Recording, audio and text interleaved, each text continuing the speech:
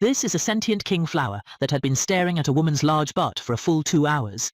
Then it turned its head towards its owner, who didn't notice it, so it slowly turned back to the woman.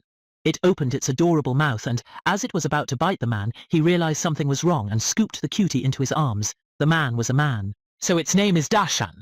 At the flower shop he instantly fell for this little flower and named it Big Mouth. Then he bought it with 7 yuan. Since purchasing Big Mouth, the flower shop's business flourished, making Dashan's boss very happy. However, Big Mouth began to wither mysteriously, and the boss ordered Dashan to revive him. Otherwise he would be fired, but no matter how much he watered Big Mouth, it showed no response. During this time Dashan accidentally pricked his finger, and blood gushed out instantly. As a result, in the next second, Big Mouth miraculously revived and kept puckering its lips. Dashan was about to reach out and touch it, but almost had his finger bitten off. He cautiously placed his bloodied finger toward it, prompting Big Mouth to gape immediately. Switching to his other hand displeased Big Mouth. Big Mouth was revealed to be a bloodthirsty plant.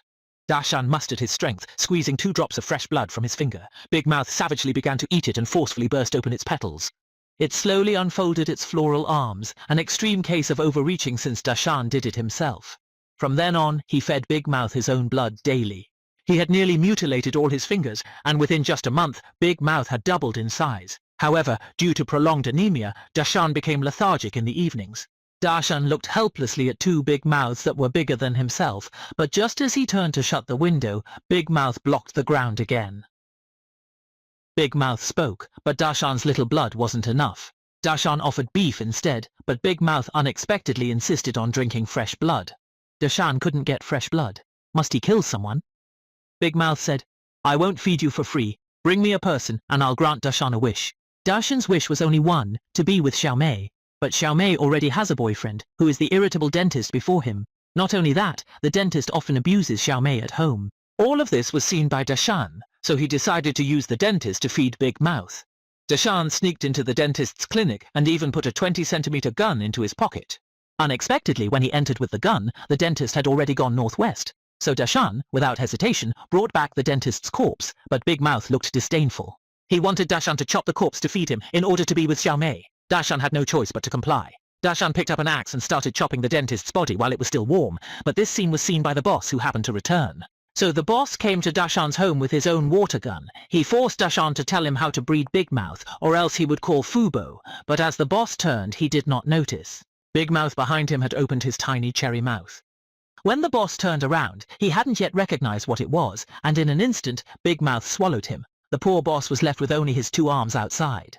Big Mouth was bitter, causing the boss to hate the Northwest after 2 murders. Dashan decided to leave, planning to escape secretly while Big Mouth slept. Just when he was about to open the door.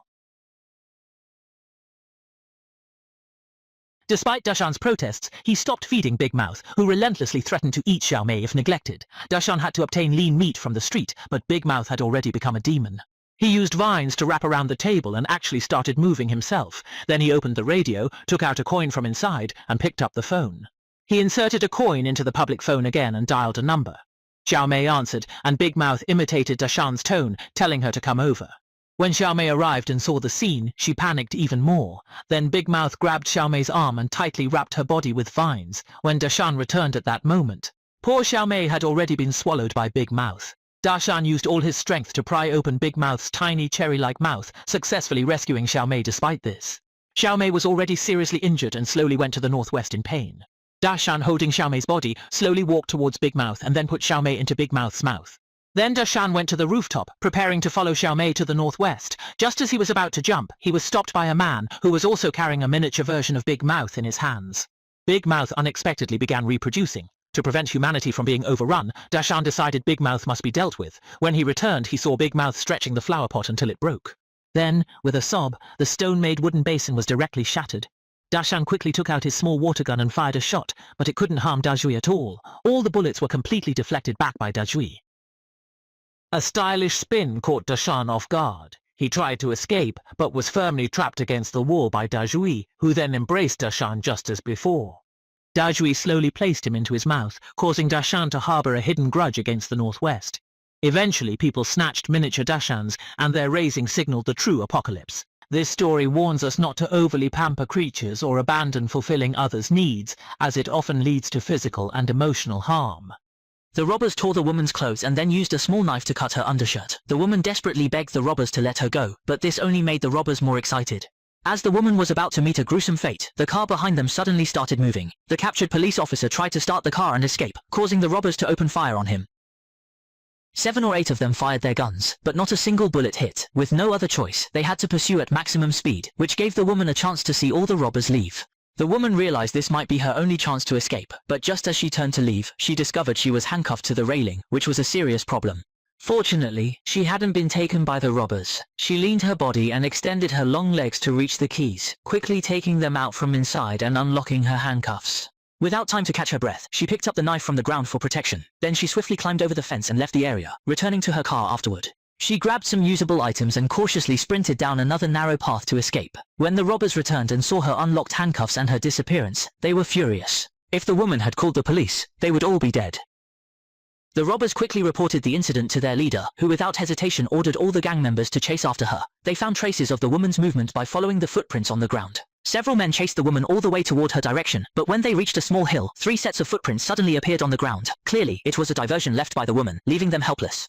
Only a few robbers could split up to chase. After a short while, this group of robbers found the woman's trail again, while the woman didn't know yet. The cunning and sly robbers had now reached behind her. Due to the hot weather, the thirsty woman was drinking water from the reservoir. Jack opened the walkie-talkie to inform the boss about finding the woman. However, he was stopped by the robbers. They didn't want to miss this good opportunity to build rapport. He confidently promised to finish within 10 minutes and then calmly approached the woman. Little did he know he would pay a painful price for this. Taking advantage of the woman's distraction while drinking, he pointed a gun at her head, threatening her not to move, or he would shoot her. Then the robbers leisurely slowly approached, cornering the woman. The woman cried and begged the robbers to let her go, but the greedy robbers wouldn't agree. Instead, he forced himself to kiss the woman. Their hands didn't stop and began to undress the woman. To protect herself, the woman quickly drew a small knife from behind and stabbed the robber in the stomach. The severely injured robber instantly lost all mobility, collapsing to the ground breathless. 10 minutes later, not far away, Jack saw that the robbers were still unmoved, so he called out on the walkie-talkie but received no response. Must be something wrong, he quickly informed the others. Meanwhile, the woman had overheard all the conversations on the walkie-talkie. Sensing something was wrong, she grabbed the man's gun, picked up the walkie-talkie from the ground, and hurriedly left the area. Seeing the woman begin to escape, Jack also followed. When he arrived at the reservoir, he found his companion lying in a pool of blood, filled with rage. He was determined to kill the woman to avenge his grudge, but he underestimated her combat skills. At that moment, the woman ahead stopped. Fleeing all the way wasn't a solution. It was time to exact his revenge, so he climbed the surrounding rocks, using the advantageous terrain to hide above. When Jack caught up, he threw a huge stone at Jack's head. Seeing Jack's woman lying unconscious on the ground, she thought he was already dead, and thus let her guard down. Little did she know Jack had only sustained minor injuries. When the woman approached, Jack suddenly stood up, pressed the flag to the ground, and then mounted the woman. She strangled him tightly, and it looked like she was about to choke him to death. Luckily, at a critical moment, the woman grabbed the nearby gun, and with a gunshot, the woman pushed Jack off of her. Now he must be dying. Due to prolonged high-intensity exertion, his body was struggling. He was gasping for breath, but even so, he didn't dare to stop. Because the remaining robbers were still relentlessly chasing, if they caught him, he would undoubtedly be tortured to death. He didn't know how long he had been walking when a few abandoned houses appeared ahead.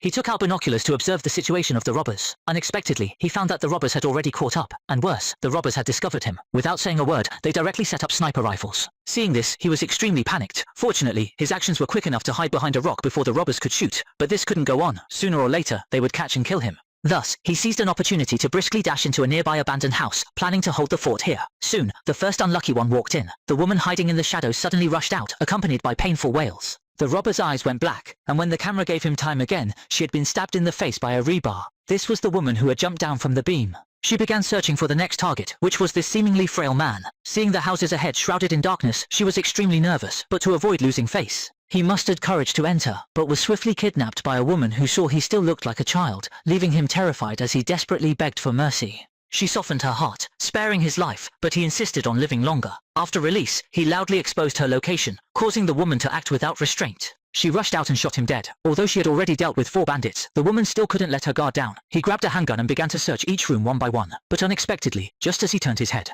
the bandits suddenly rushed out, pounced on him to the ground, and then charged at him violently. The woman, not to be outdone, exploited the bandits' distraction, picked up a wooden stick to strike fatally, but the bandits discovered her and turned to beat her.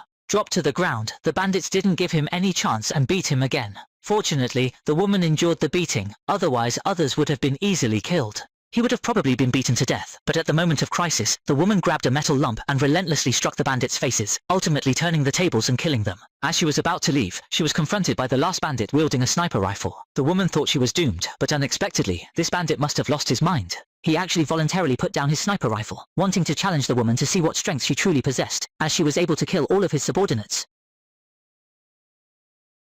The man scoffed, convinced he'd never lose to the woman, but she unexpectedly launched a needle-like strike immediately. Following a few gunshots, the man ultimately paid the price of his arrogance with his life.